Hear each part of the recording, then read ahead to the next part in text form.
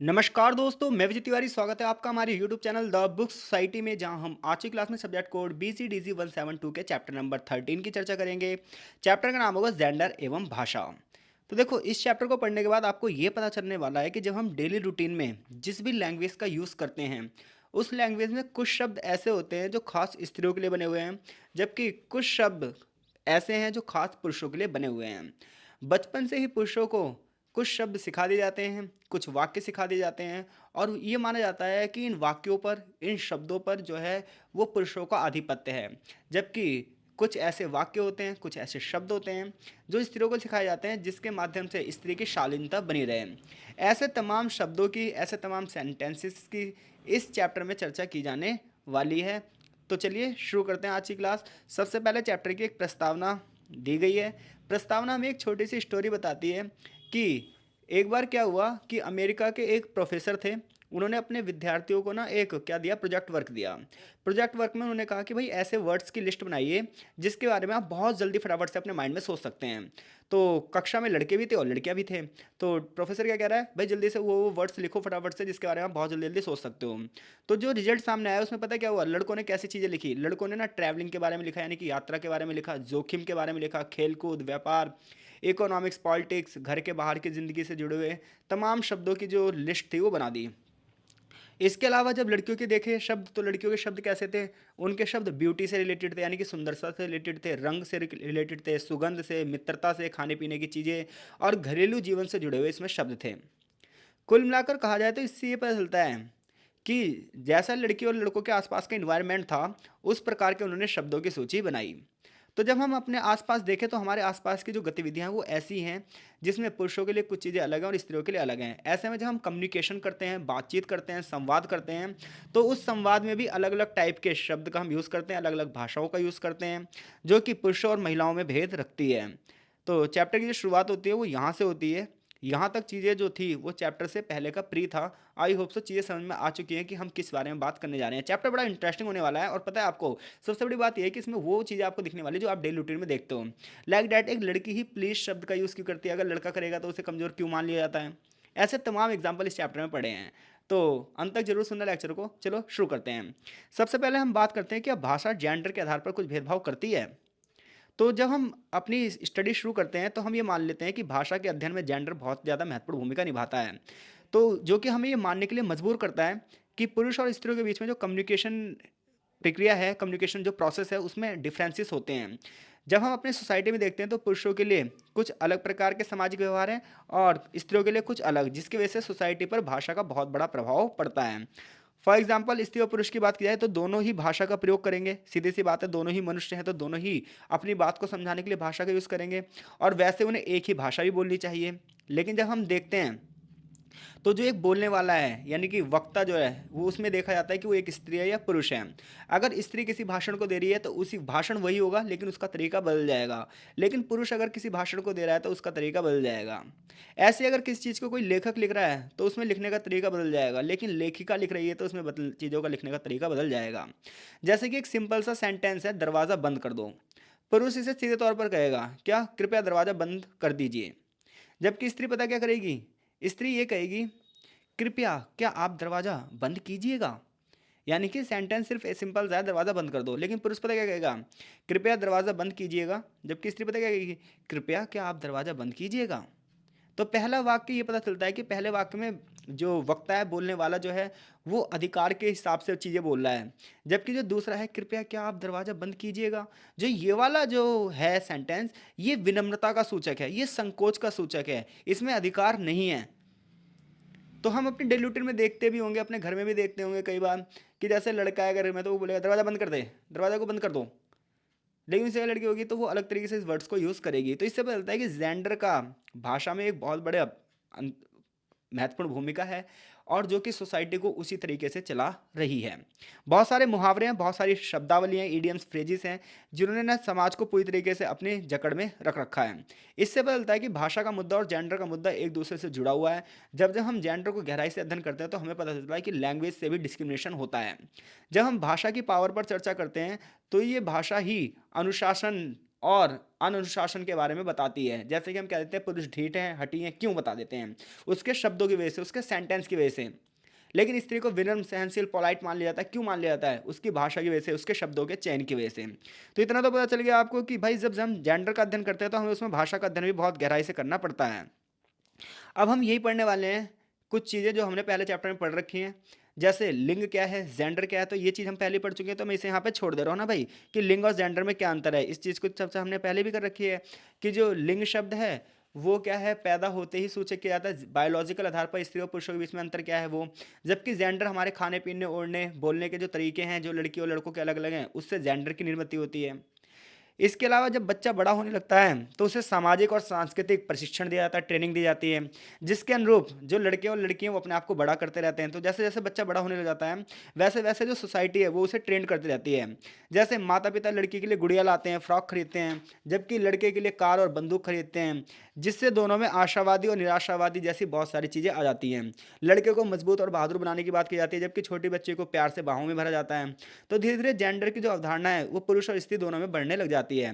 लड़का धीरे धीरे शरारती, उपद्रवी, आक्रामक हो जाता है। जैसे कि इंग्लिश में एक कहावत है, बॉय विल बी बॉयज, यानी कि लड़के लड़के ही रहेंगे। यानी कि लड़कों को लड़का बना दिया जाता है, जबकि लड़कों को पता क्या कहा जाता है कि वो विनीत हों, सज्जन हों, आशावादी हों। तो अनजाने में सही एक ही परिवार में दो बच्चे होते हैं, लेकिन एक बच्चे को क्या बनाया जाता है और ये बोल दिया जाता है boys will be boys, man will be man, या फिर लड़के ही लड़के रहेंगे। और जबकि लड़कियों के लिए सीमाएं बना दी जाती हैं। तो इस प्रकार से समाज और संस्कृति में जो चीज़ों को बढ़ावा मिलता है उस हिसाब से लड़कों और लड़कियों में भेद होने लग जाते हैं। लेकिन जेंडर की अपनी कुछ सीमाएं जिसे आप बदल सकते भी हो समय के हिसाब से और नहीं बदल सकते। अगर आप रूढ़िवादी सोच के हो तो चीज़ें वैसी चलेंगी, वरना सिचुएशन के हिसाब से चीज़ें बदल जाती हैं, लाइक डैट। पहले जेंडर पर ये सीमाएं थी कि लड़कियां जींस नहीं पहनती थी, लेकिन अब वो पहन रही हैं। पहले लड़के क्या थे, वो कान में बाली नहीं पहन सकते थे, लेकिन आज पुरुष कान में बाली पहन रहे हैं। इस तरह महिलाएं आज उच्च शिक्षा ग्रहण कर रही हैं। क्या कई सौ सालों पहले आप देखोगे तो ये चीज़ें स्वीकार्य थी? नहीं। तो सीमाओं के साथ साथ जो जेंडर की सीमाएं वो भी बदल जाती हैं, सिचुएशन बदलती है, टाइम बदलता है, और धीरे धीरे जेंडर की जो सीमाएं हैं, जेंडर की जो बाउंडेशन है वो बदल जाती हैं। जेंडर की अगर पहचान की बात करोगे तो जेंडर व्यक्ति के पुरुष या स्त्री होने के नाते अंतर की भावना पैदा करता है। ये बचपन से ही भावनाएं बनने लग जाती हैं, चाहे वो स्त्री हो और चाहे एक पुरुष हो। तो ये सारी चीज़ें हम वैसे पहले चैप्टर में पढ़ चुके हैं, बस यहाँ पर वो कुछ वकैब्स हमें करवा रहा है। अब देखो, एक स्त्री स्त्री कैसे है और एक पुरुष पुरुष कैसा है, इसके लिए भी कुछ चीज़ें बता रहा है ये। जैसे शारीरिक रूप से अगर लड़के को देखो तो कठोर माना जाएगा, दृढ़ माना जाएगा, आक्रामक माना जाएगा। मनोवैज्ञानिक रूप से एक लड़के को ज़्यादा बुद्धिमान माना जाएगा। ये माना जाएगा वो ज़्यादा प्रॉब्लम सॉल्व कर सकता है। उसका जो व्यक्तित्व होगा वो साहसी होगा, वर्चस्वशाली होगा। जबकि जो महिलाएं होंगी ये छोटी होंगी, विनीत होंगी, सुंदर होंगी, कामुक होंगी।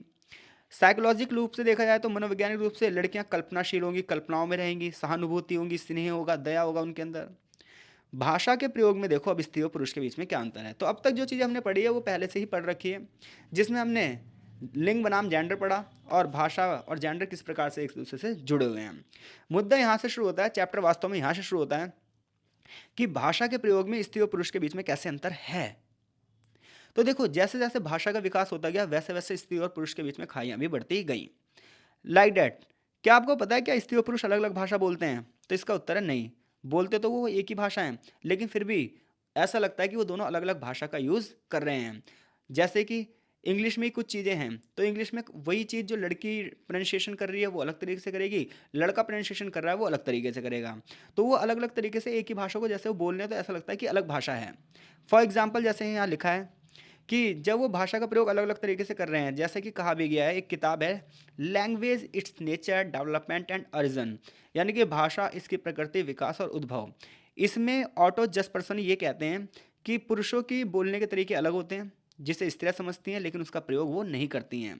इसके विपरीत स्त्री के शब्द और मुहावरे ऐसे होते हैं जो पुरुष जानते हैं लेकिन वो इसका प्रयोग नहीं करते, कहीं समाज में उनका अपमान ना हो जाए। तो ऐसे ही स्त्रियां भी कुछ शब्दों का प्रयोग समाज में सिर्फ इसलिए नहीं करती क्योंकि उन्हें लगता है कि अगर वो इन शब्दों का यूज़ करेंगी तो कहीं समाज में उनका अपमान ना हो जाए। क्या इंग्लिश भाषा जेंडर में पक्षपात करती है? क्या इंग्लिश जो लैंग्वेज है वो डिस्क्रिमिनेशन करती है? तो हमें साफ साफ दिखाई देता है। जैसे लड़कों के लिए ही शब्द यूज़ हुआ है, मैन शब्द यूज़ हुआ है, लड़कियों के लिए शी यूज़ होता है या वुमेन यूज़ होता है। बट कुछ शब्द ऐसे, कुछ सेंटेंस ऐसे होते हैं जहाँ पर लड़कों की प्रधानता दिखाई जाती है। फॉर एग्जाम्पल, आपने इंग्लिश में ना एक सेंटेंस सुना होगा, everyone must do his duty. हर किसी को अपना अपना कार्य करना चाहिए। तो जब हम कहते हैं हर किसी को अपना अपना कार्य करना चाहिए, इंग्लिश में बोलते हैं every one must do his duty. तो जो हिज वर्ड है ये बॉयज़ का सूचक है, जबकि लड़कियों के लिए हर लगता है। तो जब हम कह रहे हैं everyone must do his duty, तो हमने क्या करा, उसमें लड़की और लड़कों दोनों को जोड़ लिया, और जो वर्ड यूज़ किया वो लड़कों के लिए यूज़ किया, हिज। तो ऐसे में हमें पता चलता है कि हाँ भाई, इंग्लिश भाषा में भी बड़े पैमाने पर क्या है, जो है वो जेंडर डिस्क्रिमिनेशन है। इसी प्रकार से जब हम बोलते हैं मनुष्य मरणशील है, तो इंग्लिश में उसे क्या लिखेंगे, मैन इज मॉर्टल। तो जब हम बोलेंगे मैन इज मॉर्टल, तो फिर क्या होगा, इसमें क्या है, वुमन नहीं आएंगी। तो जब हम बोलते हैं मनुष्य मरणशील है, तो मनुष्य के लिए मैन यूज कर दिया, वुमन क्यों नहीं करा। तो यहाँ पर स्त्री के लिए भी मैन यूज हो रहा है। तो इससे पता चलता है कि कहीं ना कहीं जो है वो इस टाइप से वर्ड्स का यूज़ किया गया है, इस टाइप से वर्ड क्रिएट किए गए हैं जो डिस्क्रिमिनेशन को पैदा करते हैं। फॉर एग्जाम्पल कुछ शब्द तो ऐसे हैं जिसकी ना समाज में ज़रूरत नहीं है, फिर भी वो शब्द हैं, जैसे डॉक्टर। डॉक्टर एक ऐसा वर्ड है जो लड़कियों और लड़कों दोनों के लिए यूज़ कर सकते हैं, लेकिन फिर भी जो लड़का डॉक्टर है उसके लिए कभी हम ये नहीं कहेंगे जेंट्स डॉक्टर, मैन डॉक्टर, कभी नहीं सुना होगा आपने। लेकिन लेडी डॉक्टर रहेगी तो आराम से क्लिनिक के सामने लिखा रहेगा लेडी डॉक्टर। क्यों भाई, हमें पता नहीं है कि वो लेडी है। तो इस वर्ड का कोई यूज़ नहीं, अनावश्यक वर्ड है, जैसे लेडी डॉक्टर, लेडी लेक्चरार। इन्हें अनावश्यक रूप से सोसाइटी द्वारा बनाया गया है, जरूरत इसकी है नहीं। जैसे कि एक इब्सन का नाटक है ए डॉल्स हाउस, जिसमें वो ना एक ये लवेलेबल नॉवल है, ये लव के ऊपर है ये। तो वैसे इस नॉवल को जब आप पढ़ोगे तो बहुत सारे शब्दों के बारे में पता चलेगा। तो इससे पता चलता है कि इंग्लिश भाषा किस प्रकार से भाषा के आधार पर भेदभाव करती है। क्या भाषा लैंगिक सापेक्ष है, क्या ये भाषा लिंगवादी है। तो देखो, लिंगवादी भाषा वो है जिसमें महिलाओं को शामिल नहीं किया जाता, सिर्फ पुरुषों को ही मानक माना जाता है। जैसे each student must write his name on the paper. तो जब हम कह रहे हैं कि हर एक बच्चा अपना नाम लिखेगा पेपर पे, तो हमने क्या बोला इंग्लिश में, each student must write his name on the paper. तो इस लाइन में देखो आप, हिज वर्ड यूज हुआ है, जबकि हिज किसके लिए होता है, पुरुषों के लिए। ईच में सबको यूज कर लिया, जबकि बच्चों में तो लड़कियां भी होंगी और लड़के भी होंगे। तो इससे पता चलता है कि देखो, भाषा भेदभाव को बढ़ावा देती है और ये अपमानजनक है। ये कहीं ना कहीं डिस्क्रिमिनेशन को और आगे तक ले जाती है। भाषा को प्रभावित करने वाले कारक क्या होते हैं, तो भाषा को प्रभावित करने वाले कुछ कारक जैविक होते हैं, कुछ सांस्कृतिक होते हैं और कुछ सामाजिक होते हैं। तो बायोलॉजिकल फैक्टर कौन से होते हैं, तो जैसे पुरुषों की जो आवाज़ है और जो स्त्रियों की आवाज़ है वो अलग अलग होती है। जैसे पुरुषों की आवाज़ जो होती है वो तेज़ होती है और स्त्रियों की आवाज़ थोड़ी धीमी होती है। पुरुषों की तुलना में लड़कियों की जो पुरुष की अगर बात किया तो लड़कियों की तुलना में पुरुषों की आवाज़ लगभग दुगनी होती है। जितने भी साइकोलॉजिस्ट हैं, जितने भी मनोवैज्ञानिक हैं, वो पता है क्या कहते हैं, ऊंची आवाज़ में बोलना एक शारीरिक सीमा है। क्योंकि पुरुषों की जो शारीरिक सीमा है वो ज़्यादा होती है, क्षमताएं ज़्यादा होती है, इसलिए ऊंची आवाज़ में बोल पाते हैं। स्वर आरोह और अवरोह, यानी कि बढ़ते क्रम में और घटते क्रम में। स्वर के दो प्रकार होते हैं, एक बढ़ते क्रम में और एक घटते क्रम में। स्त्रियां प्रश्नों का उत्तर ना बढ़ते क्रम में देती हैं, जिससे उनकी ना पोलाइटली वाली भावना दिखाई देती है, आत्मविश्वास के बारे में पता चलता है।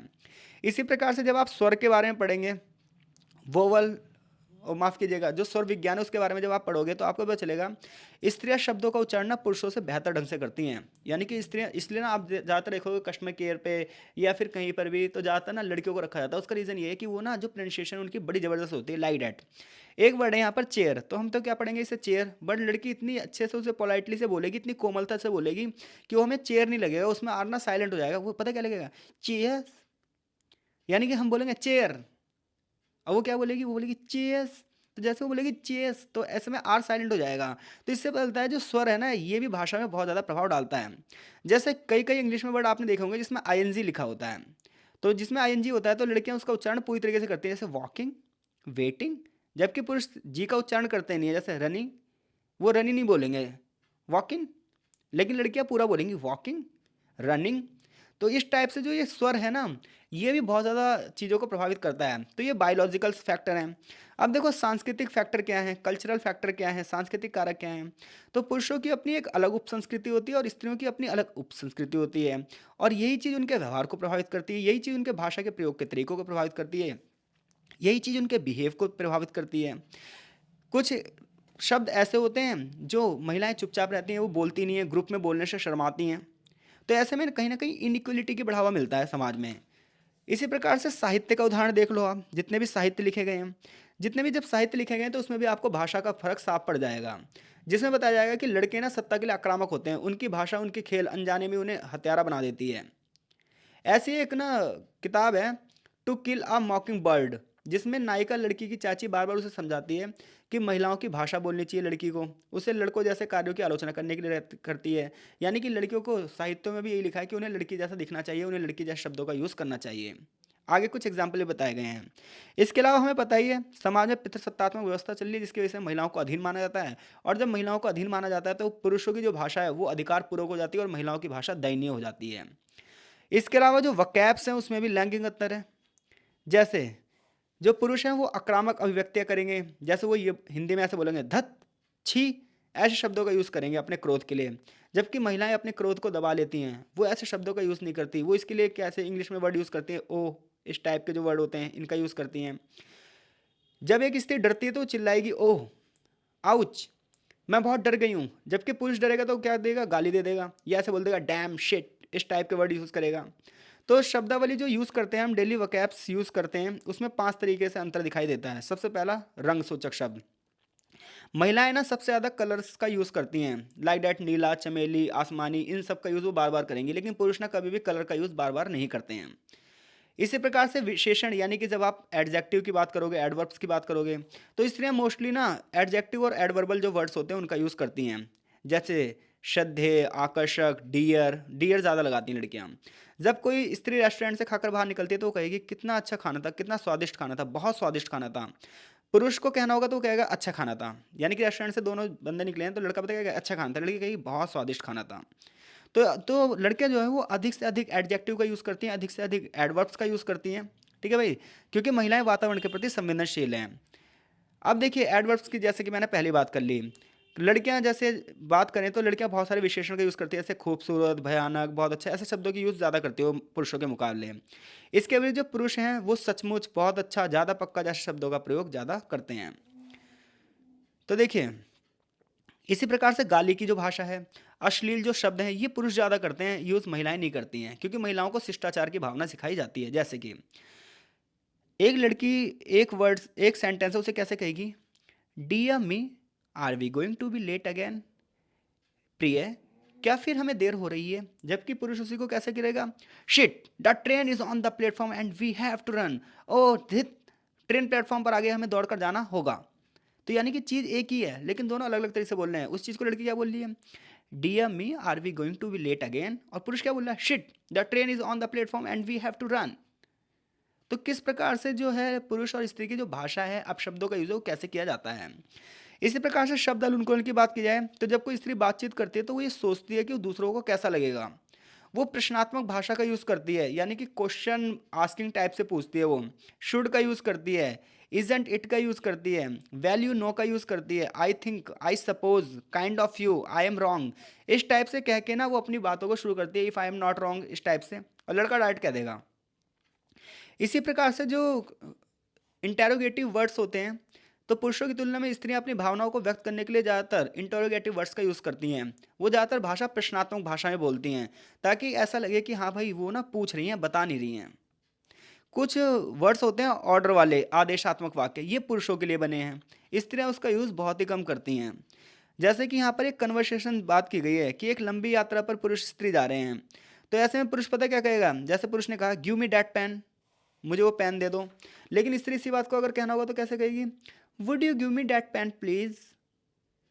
लड़का अगर आगे बोलेगा इट्स टाइम टू गो, यानी कि ये चलने का समय, लड़की इसे कहेगी लेट्स गो, आइए चलते हैं। तो इससे पता चलता है कि जो है पुरुष और स्त्री जो है इनके ना सिर्फ प्रोनाउंसिएशन में, बल्कि इनको कुछ वर्ड्स प्रेफरेबल बना दिए गए हैं कि ऑर्डर वाले वर्ड होंगे तो सिर्फ लड़कों के लिए हैं, पोलाइटली जो वर्ड होंगे वो लड़कियों के लिए हैं। तो इस प्रकार से हमें पता चलता है कि भाषा हमारी डेली रूटीन में किस प्रकार से जेंडर डिस्क्रिमिनेशन को बढ़ावा देती है। समय समय के साथ देश का विकास होता है, समाज का विकास होता है, भाषा भी बदलती है, प्रगति करती है। स्त्री और पुरुषों दोनों के ही भाषा के विकास में सहयोग दिया है। उनका दृष्टिकोण भले ही अलग लग रहा हो, लेकिन महिलाएं ज़्यादातर जो है वो गंवारी भाषा से बचती हैं, जबकि पुरुष सबसे ज़्यादा गंवारू भाषा बोलते हैं, सबसे ज़्यादा असभ्य भाषा बोलते हैं। लेकिन उसी भाषा का यूज़ जब स्त्री करती है तो समाज कहता है अरे ये कैसी स्त्री है, ये ऐसी भाषा का यूज़ कैसे कर रही है। तो पुरुषों को स्त्रियों की भाषा बहुत ज़्यादा विनम्र लगती है। पुरुष ये महसूस भी करते हैं और पुरुष सोचते हैं कि मैं भी ऐसा भाषा बोलूं। लेकिन जब पुरुष ये सोचता है कि मैं ऐसी भाषा बोलूं तो वो भाषा उसे कमज़ोर लगती है, वो भाषा उसे फीकी लगती है, उसे लगता है कि समाज में ना उसका अपमान हो जाएगा, समाज में जो उसकी जो स्टेटस है वो कहीं ना कहीं डाउन हो जाएगा। तो इससे पता चलता है कि महिलाएं जो हैं वो शालीन होती हैं, उसका रीज़न कुछ ना कुछ लैंग्वेज की वजह से भी है। इसके अलावा लिखित भाषा की बात की जाए या इशारे वाली भाषा की बात की जाए तो स्त्रियां किसी भी चर्चा या बातचीत में अपना वर्चस्व नहीं जमाना चाहती। वो तो चुपचाप से, आप कभी स्त्री की कभी स्पीच सुनना, तो स्त्री की जब कोई स्पीच दे रही होगी ना स्त्री, तो इस हिसाब से अपनी स्पीच दे रही होगी कि लोगों को वो अट्रैक्ट कर रही होगी। लेकिन वही लड़का अगर उस स्पीच को दे रहा होगा तो वो अपना ना वर्चस्व दिखाना चाह रहा होगा, दबदबा दिखाना चाहता होगा। इसके अलावा विषय चयन में अंतर, यानी कि जब किस चीज़ पे बोलना होगा तो लड़कों के लिए कुछ परफेक्ट विषय बने हुए हैं कि उस पे बोलेंगे, जबकि लड़कियों से ये माना जाता है कि उन विषयों पर नहीं बोलेंगी। जैसे कि चुनाव के बारे में स्त्री और पुरुषों की रुचियां अलग होती हैं। पुरुष राजनीति, खेल कूद, अर्थशास्त्र, ताज़ा खबरों पर चर्चा करना चाहते हैं, जबकि स्त्रियां खाना बनाने, घरेलू बातचीत, कपड़ों, फैशन, बच्चों आदि पर बातचीत करना चाहती हैं। तो इसलिए जो स्त्रियों की भूमिका है वो क्या हो जाती है, वो द्वितीयक भूमिका आ जाती है, वो घर की चार दीवारी में आ जाती है। इसका रीज़न क्या है? इसका रीज़न ये है कि अलग-अलग मनोविज्ञान है, स्त्रियों का अलग मनोविज्ञान है और पुरुषों का अलग। स्त्रियाँ बोलने से पहले ये ध्यान रखती हैं कि सुनने वालों पर इसका क्या इम्पैक्ट पड़ेगा, जबकि पुरुष इसके बारे में सोचता ही नहीं है। इसी वजह से भाषा में भेद हो जाता है। दोनों की जो सोसाइटी है उसका भी स्तर अलग-अलग है। बोलने की शैली के अंतर की वजह से उसका सबसे बड़ा जो अंतर है वो शिक्षा का स्तर है। जितने भी रिसर्च हुए हैं, जितनी भी स्टडी हुई है उससे पता चलता है कि लड़के और लड़कियों में शिक्षा का अंतर जितना ज़्यादा होता है, उतने ही उनकी बोलने की शैली भी अलग-अलग दिखाई देती है। क्योंकि वो उसकी वजह होती है एजुकेशन, क्योंकि लड़कियों को शिक्षा के समान अवसर मिलते जा रहे हैं। इसी वजह से स्त्रियां भाषा का सही ढंग से प्रयोग करती जा रही हैं, जबकि पुरुषों को अवसर पहले से मिले तो उन्होंने ज़्यादा ध्यान से इन चीज़ों को सीखा नहीं है, जबकि पुरुषों को तो पहले से सीख लेना चाहिए था। इसके अलावा सोसाइटी में अलग अलग जो भूमिकाएं हैं, पुरुषों की अलग भूमिकाएं हैं, स्त्रियों की अलग भूमिकाएं हैं। तो पुरुष बेबाकी से आदेश दे देते हैं, पुरुष स्त्रियों पर उच्चतर भूमिका निभाते हैं, वो ज़्यादातर ऑर्डर देते हैं, इसलिए जो कमांडेबल वर्ड हैं वो ज़्यादातर पुरुष ही यूज़ करते हैं। स्त्रियों को शुरुआत से अधीन रखा गया था, इसलिए वो वर्ड्स स्त्रियाँ यूज़ नहीं करती हैं। तो चैप्टर पढ़ने के बाद आपको पता चल गया किस प्रकार से जेंडर और भाषा एक दूसरे से बहुत ही गहराई तक जुड़े हुए हैं, समाज की हर संरचना तक जुड़े हुए हैं, समाज को पूरी तरीके से प्रभावित कर रहे हैं। चैप्टर से अगर कोई प्रश्न बनता है तो ये प्रश्न यही बनता है, क्या जेंडर और भाषा एक दूसरे को प्रभावित करते हैं तो कैसे? एग्जाम्पल सहित बताइए। आई होप सो इस प्रश्न का उत्तर देने में आप सक्षम हैं। मिलते हैं आपसे नेक्स्ट चैप्टर में। चीज़ें अगर समझ में आ रही है तो वीडियो को लाइक जरूर करो और चैनल से जरूर जुड़ो।